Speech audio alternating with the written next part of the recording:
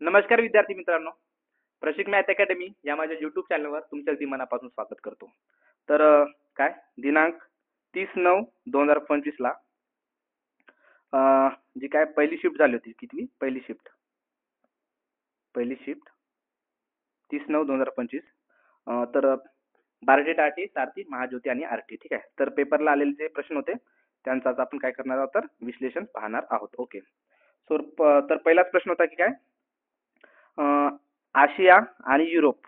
ठीक आहे. आशिया आणि युरोप दरम्यान नैसर्गिक सीमा तयार करणारी सामुद्रध्वनी कोणती आहे? तर कोणती आहे? बोस्पोरस समुद्रध्वनी काय करते? बोस्पोरस समुद्रध्वनी काय करते? तर आशिया आणि युरोप. काय आशिया आणि युरोप. एकच मिनिट. बोस्पोरस काय बोस्पोरस सामुद्रध्वनी, बोस्पोरस सामुद्रध्वनी काय करते? तर आशिया आणि युरोप दरम्यान जो नैसर्गिक सीमा काय करते? तयार करते. ठीक आहे. काय नैसर्गिक सीमा तयार करणे ही समुद्रध्वनी आहे. कोणती? बोस्पोरस सामुद्रध्वनी. ओके. आशिया आणि युरोपच्या दरम्यान ही सामुद्रध्वनी आहे. ओके. त्यानंतर नेक्स्ट क्वेश्चन. तर काय हा प्रश्न नव्हता इथे. शिवाजी महाराजांनी काय शिवाजी महाराजांनी जमीन महसूल गोळा करण्यासाठी महसूल गोळा करण्याची पद्धत सुधारली आणि रयतवारी पद्धत सुरू केली. ठीक आहे. जहागिरी पद्धतीचा काय केला होता त्यांनी? रद्द केली होती जहागिरी पद्धत आणि कोणती रयतवारी पद्धत ही सुरू केलेली होती. ठीक आहे. या पद्धतीमुळे काय तर शेतकऱ्याकडून थेट महसूल गोळा केला जात होता, ज्यामुळे काय मध्यस्थांचे शोषण कमी झाले होते. ठीक आहे. तर हा ऍक्च्युली प्रश्न जो आहे हा 30 तारखेचाच होता, पण हा थर्ड शिफ्टला विचारला होता. ठीक आहे. तर तुमच्या फर्स्ट शिफ्टला प्रश्न होता सर सर ए नौबत काय. ठीक आहे. सर ए नौबत किंवा त्याला सरनोबत म्हणतात. ठीक आहे. तर हा काय मराठा साम्राज्याच्या सैन्याच्या सेनापतीला सूचित करते. ठीक आहे. जो काय राज्याच्या सैन्याचे आणि सुरक्षेचे व्यवस्थापन करण्यासाठी जबाबदार असतो. ठीक आहे.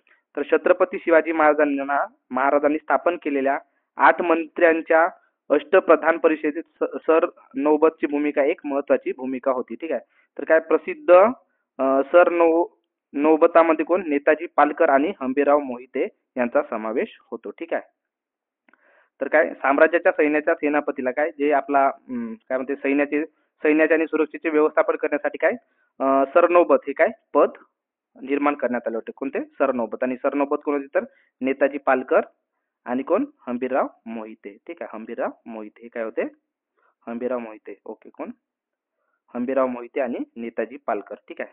तर तुम्हाला प्रश्न काय होता ते मला कमेंट बॉक्समध्ये सांगा की त्यांचे काय सर नौबत विचारले होते की सैन्याच्या आणि सुरक्षेचे व्यवस्थापन करण्यासाठी कोणते म्हणजे काय म्हणतात कोणते मंत्रीपद होते? तर सर नौबत होते का? हे मला तुम्ही कमेंट बॉक्समध्ये सांगा. ठीक आहे. त्यानंतर नेक्स्ट क्वेश्चन.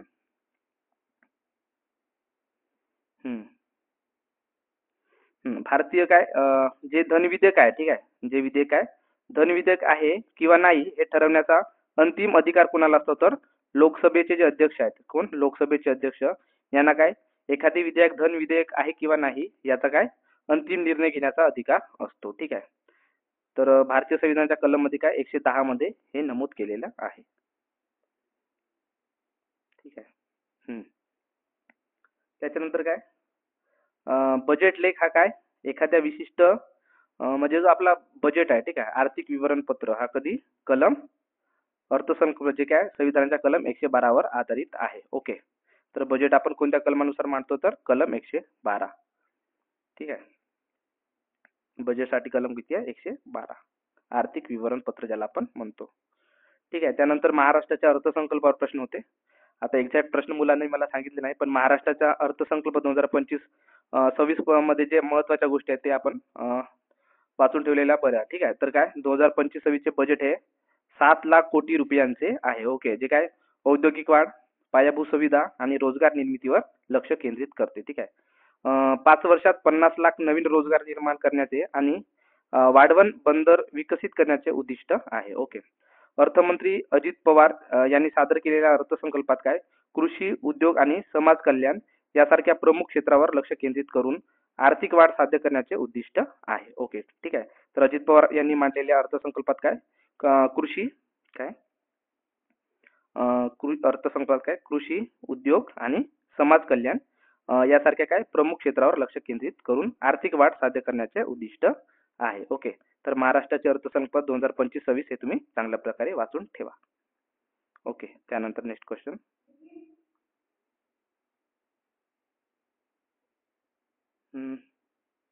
भारतातील काय पहिली यशस्वी कापड गिरणी बॉम्बे स्पिनिंग अँड विनिंग कंपनीने काय केली, जी 1854 मध्ये कावतजी नानाभाई दावर यांनी मुंबई येथे स्थापन केलेली होती. ठीक आहे. तर भारतातील पहिली कापड गिरणी कोणी स्थापन केली, तर 1854 मध्ये कावतजी नानाभाई दावर यांनी याची स्थापना केली. ठीक आहे. तर त्यानंतर मग 1818 मध्ये काय, तर कोलकाता जवळील फोर्ट क्लोस्टर येथे काय कापड गिरणीचा प्रयत्न करण्यात आलेला होता, पण तो काय यशस्वी ठरलेला होता. ठीक आहे.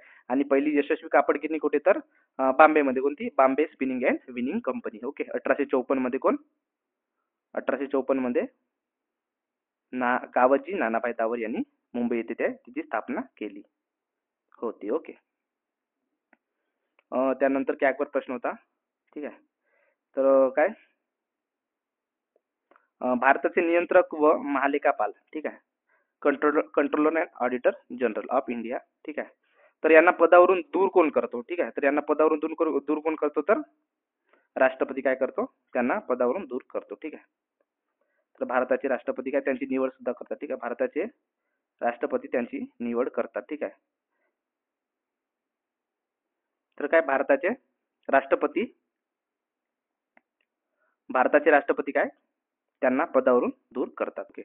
नियुक्ती सुद्धा कोण करतात, तर भारताचे राष्ट्रपती त्यांची नियुक्ती करतात. ओके. त्यानंतर मग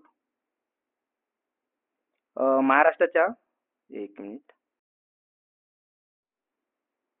तर काय महाराष्ट्राच्या विधानसभेचे हिवाळी सत्र खालीलपैकी कोणत्या शहरात आयोजित केले जाते.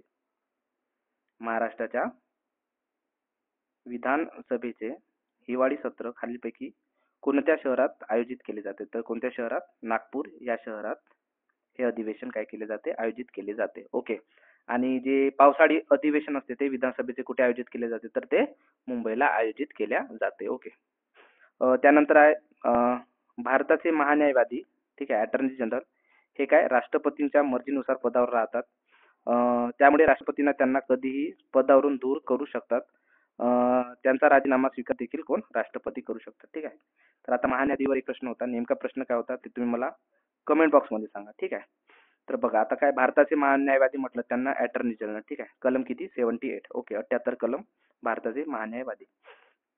आणि महाधिवक्ता म्हटलं तर कलम किती, 165. ओके. तर काय हे राष्ट्रपतींच्या मर्जीनुसार पदावर राहतात. ठीक आहे. स्टेटमेंट बरोबर आहे. त्यानंतर काय त्यामुळे काय राष्ट्रपती त्यांना कधी पदावरून दूर करू शकतात. त्यांचा राजीनाम्याचा स्वीकार देखील राष्ट्रपती करू शकतात. ठीक आहे. महान्यायवादी यांना काय खाजगी वकिली करण्याचा अधिकार सुद्धा आहे. ओके. त्यामुळे जे काय बेसिक पॉईंट आहेत ते भारताचे महान्यायवादी याच्याबद्दल तुम्ही वाचून ठेवा. ओके. त्यानंतर नेक्स्ट क्वेश्चन.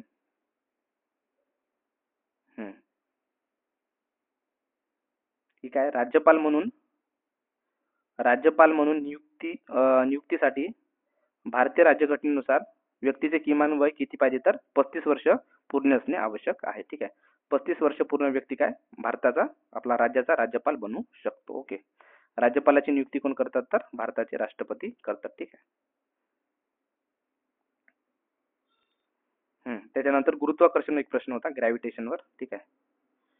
गुरुत्वाकर्षण म्हणजे काय, तर वस्तुमान असलेल्या कोणत्याही दोन वस्तूंच्या एकमेकाकडे काय आकर्षिल्या जाण्याच्या प्रवृत्तीला काय म्हणतात, तर गुरुत्वाकर्षण असे म्हणतात. ओके. वजन म्हणजे काय, तर जमिनीच्या दिशेने असणाऱ्या गुरुत्वाकर्षणामुळे काय मिळणारे त्वरण आणि वस्तुमान यांच्या गुणाकारापुढे एवढे बल होते. ठीक आहे. तर ग्रॅव्हिटेशन काय मास इंटू एक्सेलरेशन आपण ज्याला म्हणतो. ठीक आहे. सो दोन बॉडी जेव्हा एकमेकाकडे अट्रॅक्ट होतात तर त्याला आपण काय म्हणतो, ग्रॅव्हिटेशन असे म्हणतो. ओके. त्यानंतर प्रश्न होता की काय महाराष्ट्र विधान परिषद हे महाराष्ट्र राज्याच्या द्विगृही काय कायदेमंडळापैकी वरिष्ठ गृह आहे. तर महाराष्ट्राच्या विधान परिषदेत किती सदस्य संख्या आहे, तर किती आहेत, 78 एवढी सदस्य संख्या आहे. ठीक आहे. तर हा मॉर्निंग शिफ्टला होता. आणि थर्ड शिफ्टला काय विचारलं होतं, तर विधानसभा मध्ये किती जागा असतात, ठीक आहे. विधानसभामध्ये किती सदस्य संख्या असते, तर 288 ही सदस्य संख्या असते. आणि विधान परिषदमध्ये किती, तर महाराष्ट्राच्या 78 एवढी संख्या असते, सदस्य संख्या असते, ठीक आहे. तर आता भारतामध्ये किती ठिकाणी विधान परिषद आहेत, तर महाराष्ट्र, कर्नाटक, उत्तर प्रदेश, बिहार, आंध्र प्रदेश आणि तेलंगणा या काय 6 घटक राज्यामध्ये द्विगृही कायदेमंडळ पद्धती अस्तित्वात आहे. ओके. तर विधान परिषद अस्तित्वात आली त्या म्हणजे कोणत्या कलमानुसार विधान परिषद अस्तित्वात येतं, तर कलम 169, कलम 169 नुसार काय, तर राज्यामध्ये काय विधान परिषदेची स्थापना करता येते, कलम 169. ओके. आणि विधान परिषदेचे सदस्य संख्या किती, तर 78. आणि विधानसभेची किती, तर महाराष्ट्राच्या विधानसभेची सदस्य संख्या किती, तर ही 288 आहे. आणि महाराष्ट्राच्या विधान परिषदेची सदस्य संख्या किती आहे, तर 78 एवढी आहे. ओके. त्या अनुषंगाने तुम्ही पॉईंट लक्षात ठेवा. त्याच्यानंतर काय, जीआय टॅग विचारला होता की काय, रीड बांबूच्या मऊ आतील थरापासून बनलेली ही जी काय आणि थर्मल इन्सुलेशन, हिवाळ्यात उबदार, उन्हाळ्यात थंड आणि परावर्तक नमुना दोन्ही प्रदान करण्यासाठी ओळखली जाणारी जे हे काय आदिवासी हस्तकला आहे. तर ही कोणत्या राज्याच्या, जिला अलीकडेच काय जीआय टॅग मिळालेला आहे, तर ती कुठली आहे, केरळ मधील आहे. ओके. केरळ मधील आहे, ठीक आहे. ही काय आदिवासी चटई कंडीपया काय रीड बांबूच्या मऊ आतील थरापासून बनलेली आहे, तिला काय जीआय टॅग मिळाले, कुठली आहे, तर केरळ राज्याची आहे, असा एक प्रश्न होता. त्याच्यानंतर काय, भारताच्या संविधानाच्या 11व्या अनुसूचीमध्ये कोणती गोष्ट समाविष्ट करण्यात आली होती, तर काय पंचायत म्हणजे काय स्थानिक ग्रामीण स्वराज्य संस्था ही काय समाविष्ट करण्यात आली होती, ठीक आहे, संविधानाच्या 11व्या अनुसूचीमध्ये, ठीक आहे.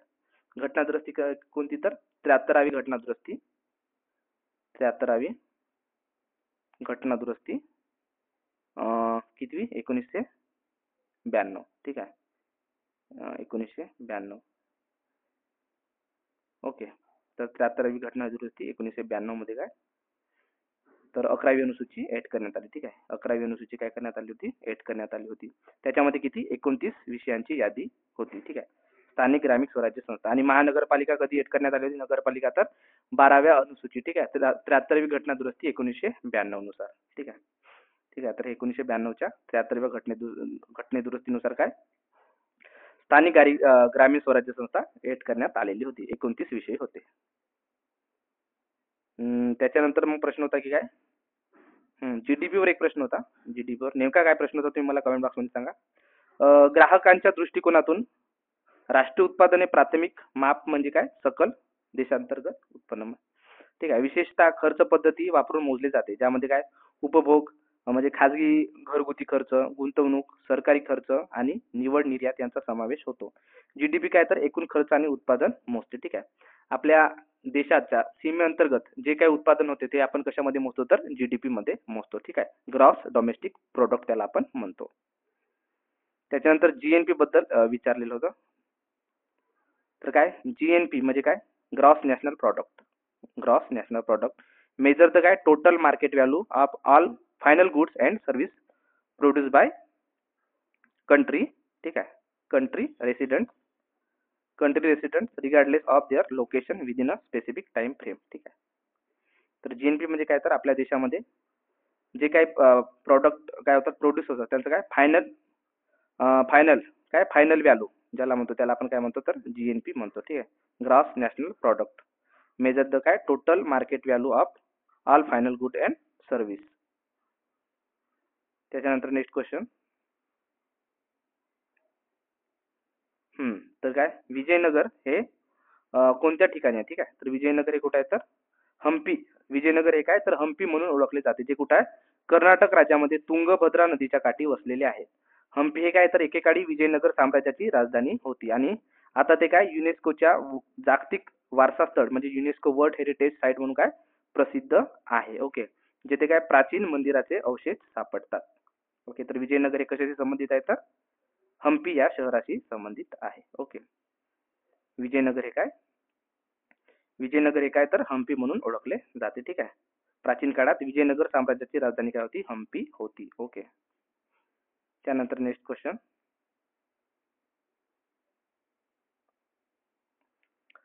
सिंधू संस्कृतीतील काय सिंधू संस्कृतीतील IVC म्हणजे काय, इंदुस व्हॅली सिव्हिलायझेशन सर्वात महत्वाचे बंदर कोणत्या शहरात होते, तर कुठे होते, लोथल या शहरामध्ये काय होते, हे सर्वात महत्वाचे बंदर होते. कुठं, सिंधू संस्कृतीतील इंदुस व्हॅली सिव्हिलायझेशन मध्ये काय सर्वात महत्वाचे बंदर कोणते होते, तर लोथल या शहरामध्ये सर्वात महत्वाचे बंदर होते. ठीक आहे.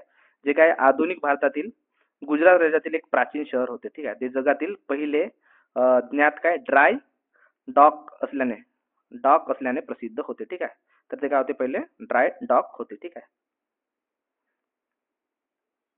त्याच्यानंतर काय, तर जेव्हा काय दुसरे महायुद्ध झाले त्या काळात कोण वायसराय होते. ठीक आहे. भारताचे वायसराय म्हणून कोणी काम पाहिलं, तर कोण होते, लॉर्ड लिन लिथगो. कोण, लॉर्ड लिन लिथगो. तर हे काय होते, 1936 ते 1944 पर्यंत काय भारताचे वायसराय होते.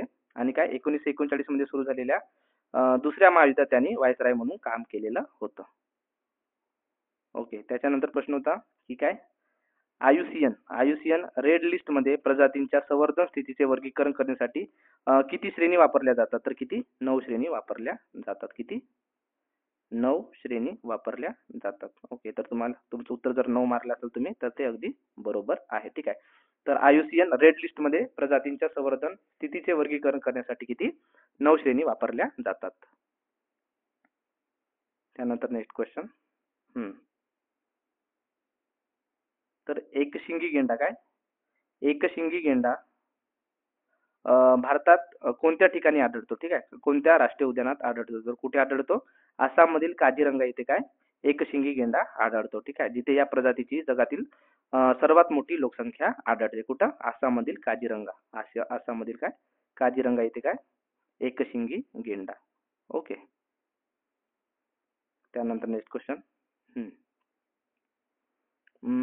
प्रश्न होता की काय, अलीकडच्या बातम्यामध्ये महाराष्ट्रातील काय ठाणे येथील संजय गांधी राष्ट्रीय उद्यानात बेकायदेशीर गवताळ जमीन हटवल्याचे वृत्त अतिरेकित झाले. ठीक आहे. आता प्रश्न नेमका काय होता, काही मुलांनी सांगितलं की काहीतरी मध खालीपैकी कोणत्या म्हणजे राष्ट्रीय उद्यानात मध प्रकल्प सुरू करण्यात आला आहे. ठीक आहे. तर आता मध प्रकल्प सुरू करण्यात आला आहे, तर ते मला सांगा कुठे सुरू करण्यात आलेला आहे मध प्रकल्प. सातारा होता की काय होता ऑप्शन मध्ये, नाही का, साताऱ्यामध्ये सुद्धा काय, सातारा सुद्धा एक मधाचे गाव म्हणून त्यांना दर्जा मिळाला आहे. ठीक आहे. तर चांदोली राष्ट्रीय उद्यान सुद्धा असू शकते त्याचं उत्तर. तर तुम्ही मला कमेंट बॉक्समध्ये सांगा नेमका प्रश्न काय होता. ओके. तर काय, भारतीय संविधानातील समवर्ती यादी आपण ही कोणत्या घटनेकडून घेतलेली आहे. ठीक आहे. समवर्ती यादी जी आहे ती आपण कुठं, ऑस्ट्रेलियाच्या संविधानातून काय स्वीकारण्यात आलेली आहे. ओके. तर 7व्या अनुसूचीचा हा भाग असलेली ही यादी केंद्र आणि राज्य सरकार दोन्ही कायदे करू शकतात अशा विषयांची रूपरेषा देते. संघर्ष झाल्यास काय केंद्रीय कायदे प्राधान्य म्हणजे वरचढ ठरतात. ठीक आहे. केंद्रीय कायदे काय ठरतात, तर वरचढ ठरतात. ठीक आहे. तर काय समवर्ती सूची आपण कोणत्या राज्यघटनेकडून घेतली आहे, तर ऑस्ट्रेलियाच्या राज्यघटनेकडून घेतलेली आहे. ठीक आहे. तर ते कोणत्या अनुसूचीमध्ये समाविष्ट होते, तर 7व्या अनुसूचीमध्ये काय त्याचा समावेश होतो. ओके. त्यानंतर नेक्स्ट क्वेश्चन आहे. तर काय मनरेगा काय महात्मा गांधी राष्ट्रीय ग्रामीण रोजगार हमी कायदा. ठीक आहे. या नावाने ओळखला जातो. ठीक आहे. तर हा कधीचा कायदा आहे, 2005चा काय कायदा आहे. ठीक आहे. 2005चा हा कायदा आहे. ओके. कधीचा, 2005चा हा कायदा आहे. ठीक आहे. मनरेगा 2005. ठीक आहे. लागू कधी, 2006 मध्ये. हे काय, हा कायदा काय करतो, तर ग्रामीण कुटुंबांना जे अकुशल शारीरिक काम करण्यास इच्छुक आहेत त्यांना एक आर्थिक वर्षात किमान किती, 100 दिवसाचा वेतनाचा काय देतो, हमी देतो. ओके. रोजगार हमी देतो. ठीक आहे. तर भारत सरकारने सप्टेंबर 2005 मध्ये हा कायदा संमत केला. ओके. त्यानंतर काय, कलम 75 3 वर एक प्रश्न होता. ठीक आहे.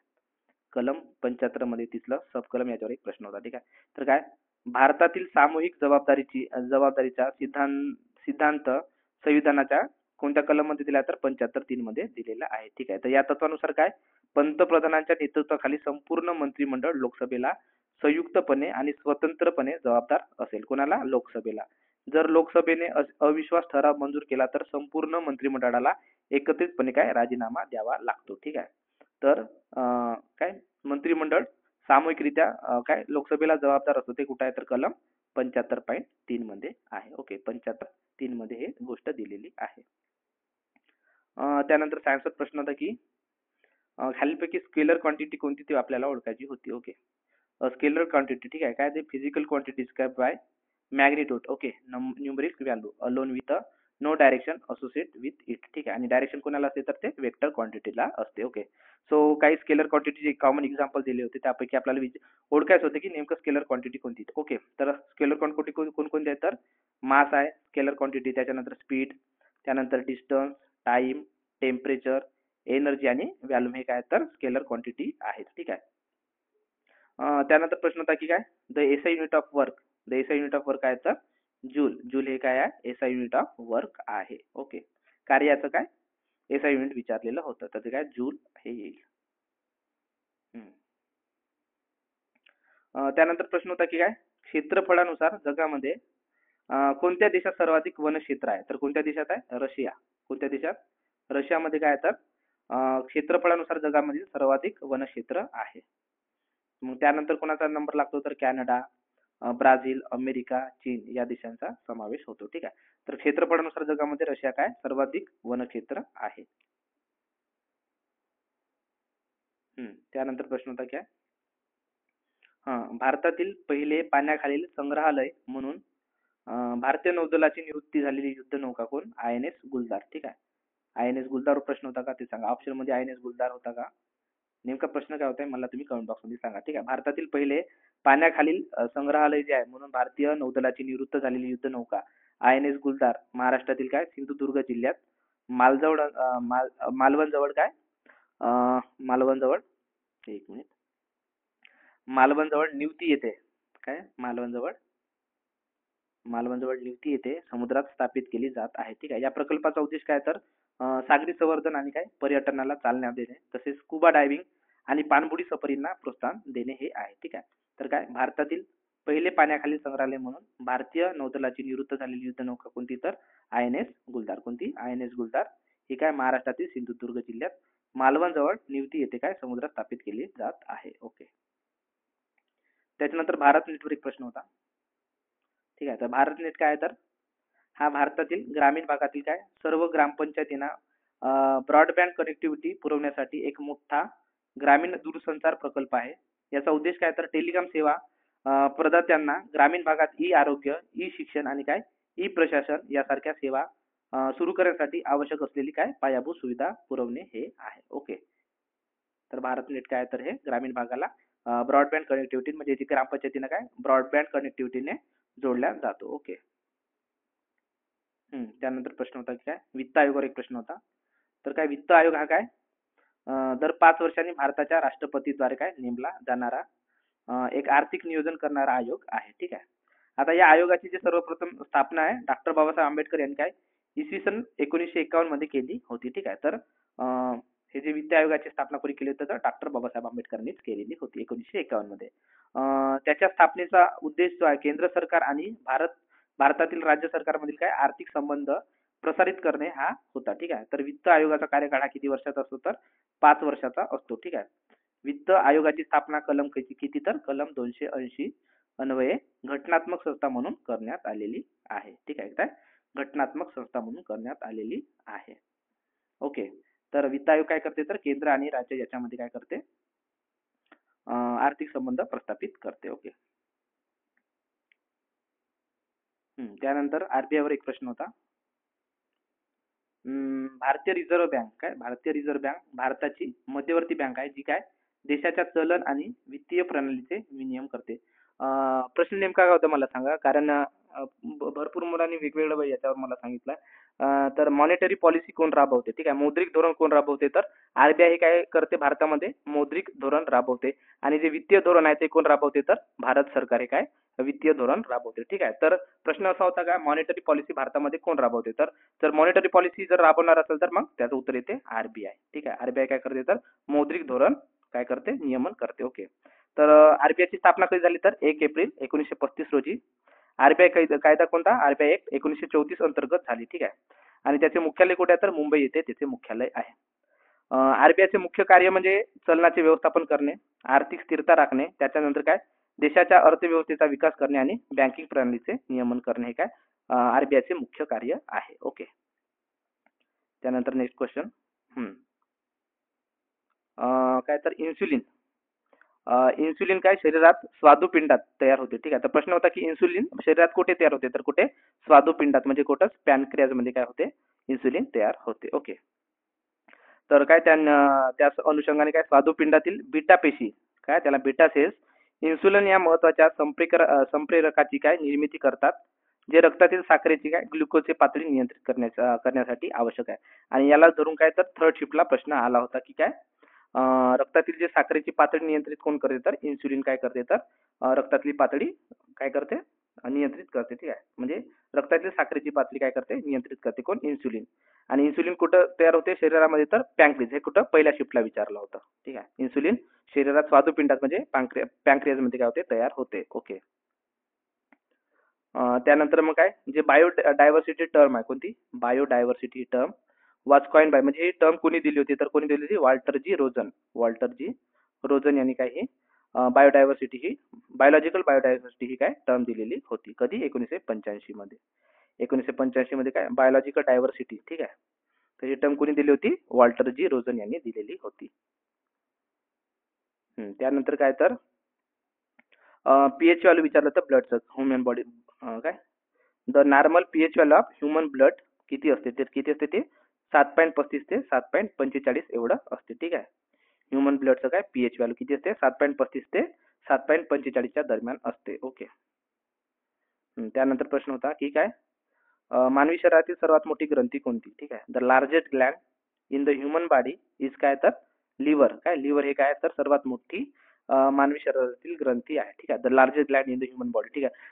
आणि सर्वात लहान, ठीक आहे, the smallest gland in human body कोणती आहे ते तुम्ही मला कमेंट बॉक्स मध्ये सांगा. ठीक आहे. त्याची सुरुवात पी वरून होते. आता तुम्ही लॉजिक लावा पी वरून कोणती ग्लॅन्ड सुरुवात होते. ठीक आहे. तर सर्वात स्मॉलेस्ट ग्लॅन्ड कोणती आहे, तर पी वरून नाव आहे तिचं. ठीक आहे. तर लार्जेस्ट ग्लॅन्ड कोणती आहे, तर लिव्हर आहे. ठीक आहे. आणि स्मॉलेस्ट ग्लॅन्ड कोणती ते तुम्ही मला कमेंट बॉक्स मध्ये सांगा. ओके. त्यानंतर काय तर फर्स्ट प्रॉडक्ट काय first product green house gases emitted during process like oil and gas production and non as a powerful काय हिट ट्रॅपिंग एबिलिटीज. तर फर्स्ट प्रॉडक्ट काय मिळते, तर ग्रीन हाऊस गॅसेस इमिटेड झाल्यानंतर तर ते आहे मिथेन. ठीक आहे. काय मिथेन हे काय मिळते सर्वात पहिले प्रॉडक्ट मिळते जेव्हा ग्रीन हाऊस गॅसेस काय होते इमिटेड होते. ओके. त्यानंतर मग तर काय अरवली पर्वत जी रेंज आहे. ठीक आहे.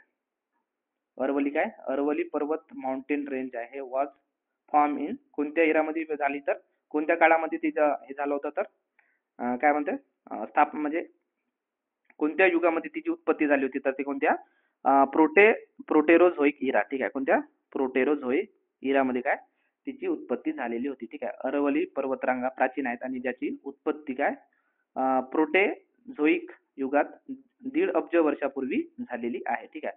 तर ही अरवली पर्वतरांग कोणत्या राज्यामधून आहे, तर गुजरात, म्हणजे गुजरातच्या उत्तर भागातून, ठीक आहे, राजस्थानच्या पूर्व भागात आणि मध्य प्रदेशच्या पश्चिम भागात पसरलेली आहे. ठीक आहे.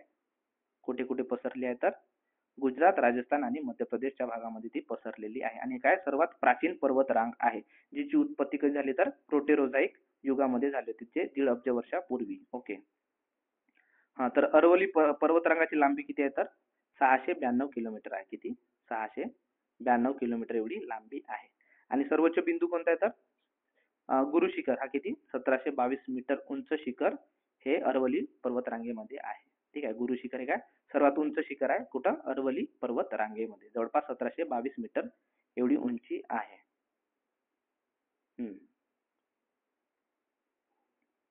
त्याच्यानंतर मग काय तर राजस्थान आणि गुजरातच्या सीमेवर काय माउंट अबू. ठीक आहे. त्याची उंची किती 1720 मीटर हे काय या पर्वतरांगेतील सर्वोच्च ठिकाण आहे आणि हे थंड हवेचे ठिकाण आहे. ठीक आहे. तर माउंट अबू हे काय राजस्थान आणि गुजरात मधील काय एक थंड हवेचं ठिकाण आहे, जे कुठे आहे, तर अरवली पर्वतरांगेत वसलेलं आहे. त्यानंतर प्रश्न होता की काय विंध्य पर्वतरांग कोणत्या दोन नद्यामध्ये विभागले गेले आहे. ठीक आहे. कोणत्या दोन नद्यामुळे काय विंध्य पर्वत विभागले गेले आहेत, तिथे कोणकोणत्या नद्या आहेत, नर्मदा आणि तापी या नद्यांना काय करते, तर विंध्य पर्वतरांग विभाजते, ठीक आहे, विभाजित करते, ठीक आहे. विंध्य पर्वतरांग कोणाला तर नर्मदा आणि तापी या नद्यांना विभाजित करते. ओके. विंध्य पर्वतरांगाच्या उत्तरेकडील उत्तर गंगेच्या उपनद्यांनी काय काली, सिंध, पार्वती, पेटवा, केन वाहून जातो, ठीक आहे. तर या उपनद्या आहेत नर्मदा आणि तापीच्या. ओके. उत्तर गंगेच्या उपनद्या आहेत कोणकोणत्या तर काली, सिंध, पार्वती, बेटवा आणि केन. तर प्रश्न काय होता तर विंध्य पर्वत हे कोणत्या दोन नद्यांमुळे विभाजित होते तर कोणत्या नर्मदा आणि तापी नदीमुळे काय होते विंध्य पर्वतरांग विभाजित होते. ओके.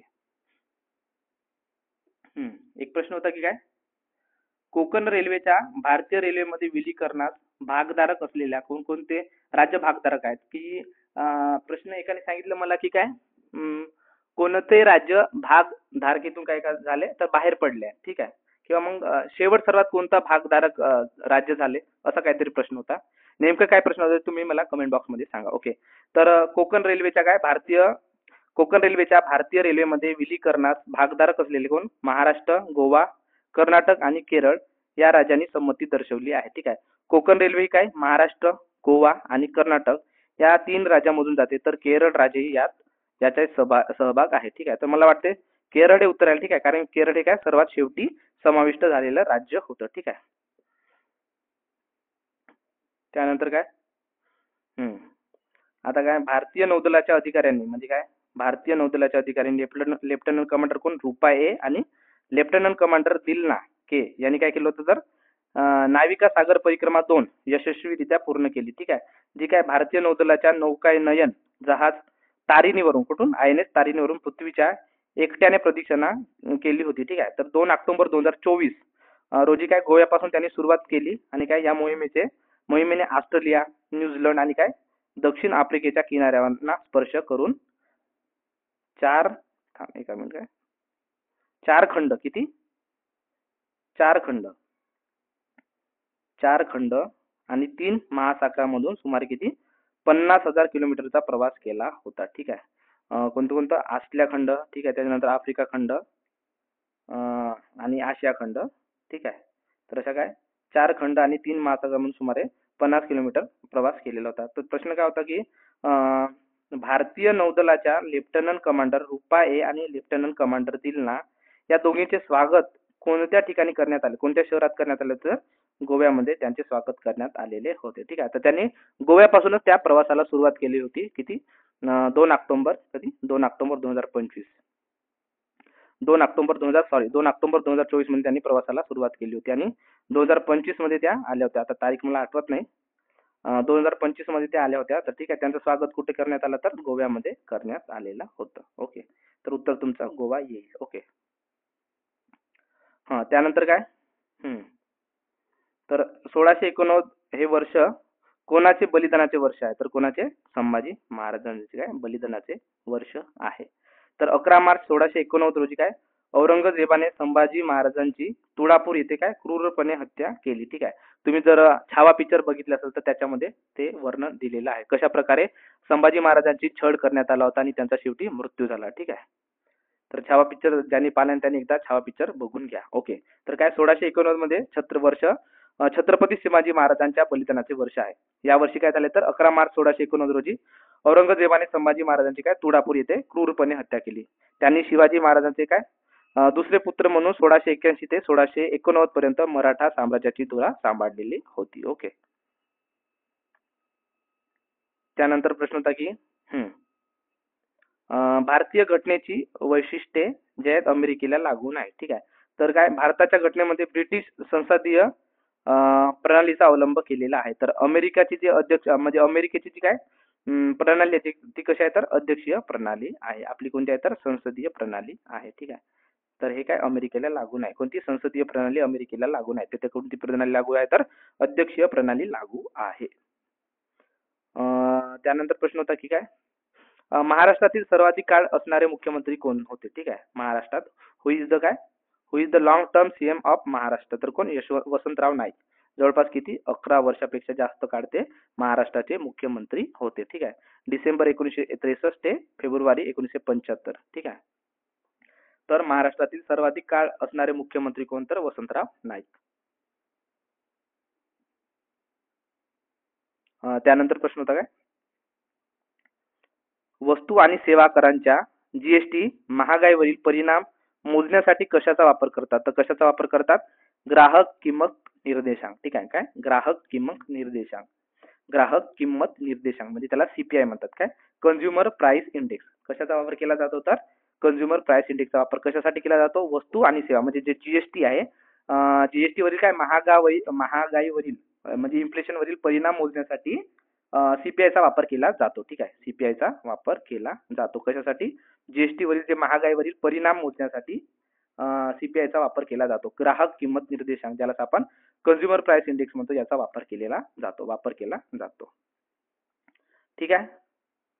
तर अशा प्रकारे आपण जे 30 तारखेला फर्स्ट शिफ्ट होती, ठीक आहे, त्याच्यामध्ये जे जे काही प्रश्न आपल्याला आठवले, विद्यार्थ्यांनी पाठवले, तर त्या प्रश्नाचे आपण विश्लेषण केलेले आहे. ठीक आहे. तर हा व्हिडिओ जर तुम्हाला आवडला असेल तर नक्कीच व्हिडिओला लाईक करा, मित्रापर्यंत शेअर करा आणि जर माझ्या चॅनलवर तुम्ही नवीन असाल तर सबस्क्राईब करायला विसरू नका. धन्यवाद विद्यार्थी मित्रांनो.